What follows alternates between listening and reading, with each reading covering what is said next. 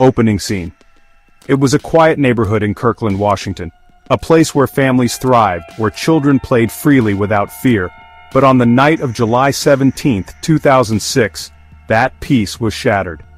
At 11:32 p.m., a frantic 911 call came in. A house was engulfed in flames.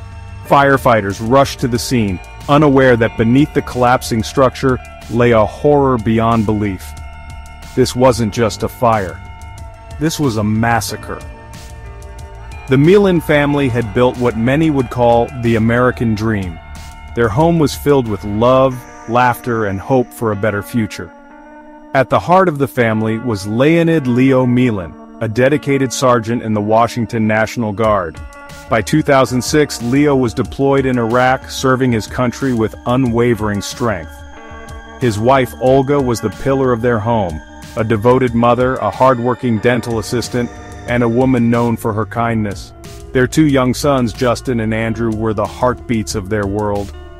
And then there was Luba Botvina, Olga's younger sister, a bright and ambitious college student. She loved her nephews deeply and visited often, filling their home with warmth.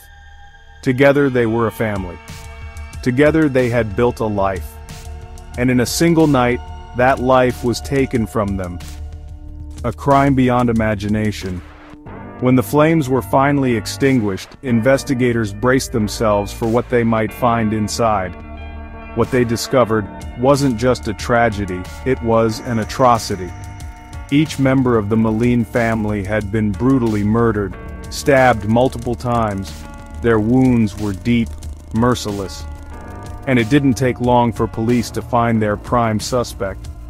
A 24-year-old neighbor, a man who had moved in just 2 weeks earlier. His name? Connor Michael Shearman. A killer among them. Witnesses reported seeing Connor lurking around the Milan home carrying a red gasoline container. Shortly before the fire, he was spotted near the house, watching. And when police arrested him 2 days later, they noticed something else. Deep scratches on his face and neck. Signs of a struggle. Connor didn't deny setting the fire. But the murders? He claimed to remember nothing. He said he had been drinking 3 bottles of vodka, that he had blacked out. But was he telling the truth? Or was this a calculated lie? The evidence against him. The investigation painted a chilling picture of premeditated murder. A blood-stained hunting knife, found at the foot of the stairs, clothing soaked in blood linked to Connor's DNA. This wasn't an accident. This wasn't a drunken mistake. This was a massacre. Final thoughts. What do you think? Let's discuss in the comments below.